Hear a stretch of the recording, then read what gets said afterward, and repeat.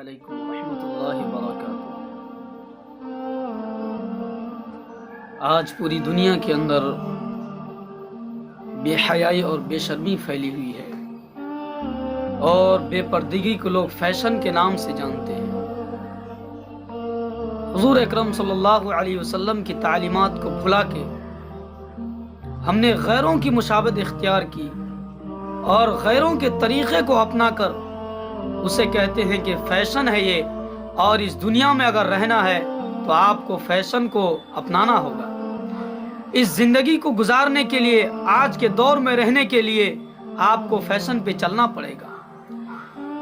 یہ کسی غیر کا قول نہیں ہے، بلکہ ہمارے ایمان والے بھائی بھی اس قول کو کہتے ہیں، اس بات کو دہراتے ہیں کہ اجی میاں اگر زندگی گزارنی ہے، اگر زندگی کے اندر ترقی کرنی ہے تو تمام انگریزوں کے فیشن کو فالو کرنا پڑے گا۔ میرے محترم بزرگ دوستو، پوری دنیا جب تک یہ دنیا رہے گی، قیامت تک کے لیے حضور اکرم صلی اللہ علیہ وسلم کی تعلیمات اور ان کے تمام سنتوں کو ہمارے لیے آئیڈیل اور نمونہ بنا کے اللہ رب العزت نے عطا فرمایا ہے۔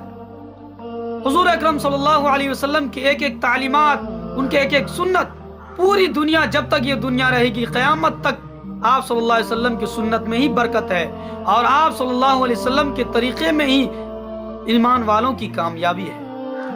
پوری انسانیت کے لیے رحمت للعالمین بنا کر بھیجے گئے کہ اگر ان کی باتوں کو جو فالو کرے گا، اللہ اس دنیا میں بھی اسے کامیاب کرے گا اور آخرت میں بھی اسے کامیاب کرے گا۔ آج بے شرمی کے نام پر جو فیشن کو لوگ فالو کر رہے ہیں، آج زناکاری جو پورے معاشرے کے اندر پھیلی ہوئی ہے، کہ زناکاری جسے اللہ رب العزت ارشاد فرماتے ہیں لا تقربوا الزنا، کہ زنا کے قریب بھی مت جانا۔ زنا کرنے کی بات تو دور ہے، اللہ رب العزت خود حکم فرما رہے ہیں کہ تم زنا کے قریب بھی مت جاؤ۔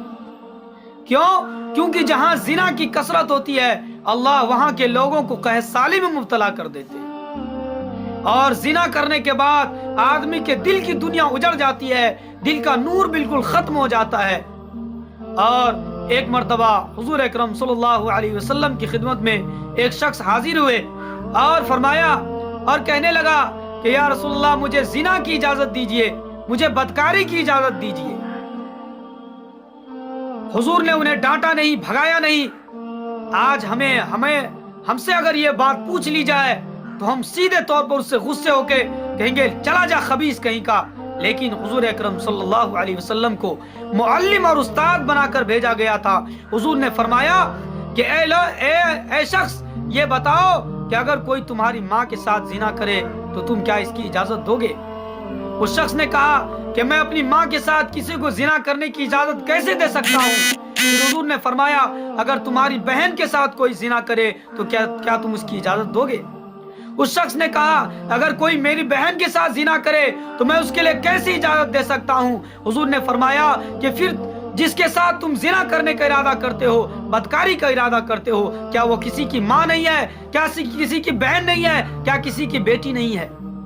اس شخص نے کہا کہ خدا کی قسم آج کے بعد میں کسی کے ساتھ زنا نہیں کروں گا، میں توبہ کرتا ہوں۔ میرے محترم بزرگ دوستو، اس زنا کرنے کے بعد حضرت امام شافعی رحمۃ اللہ علیہ کا قول ہے کہ زنا ایک قرض ہے۔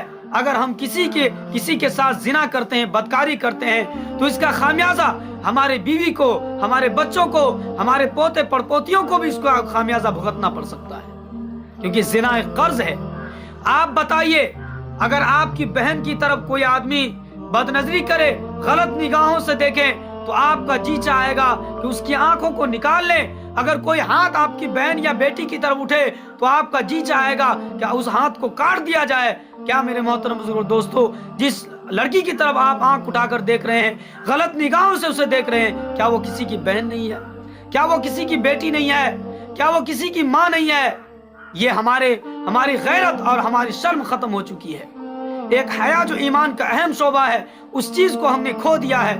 غیر قوم تو غیر قوم، ایمان والے بھی اس گناہ میں مبتلا ہے کثرت کے ساتھ۔ میرے محترم بزرگ دوستو، توبہ کرے، اس گناہوں سے توبہ کرے۔ ایک گناہ ہوتا ہے جس کا خامیازہ صرف اسی شخص کو بھگتنا پڑتا ہے، لیکن زنا ایک ایسا گناہ ہے جس کا خامیازہ آپ کے خاندان والوں تک کو بھگتنا پڑ سکتا ہے۔ اللہ تعالی ہم سب کو عمل کی توفیق عطا فرمائے، آمین۔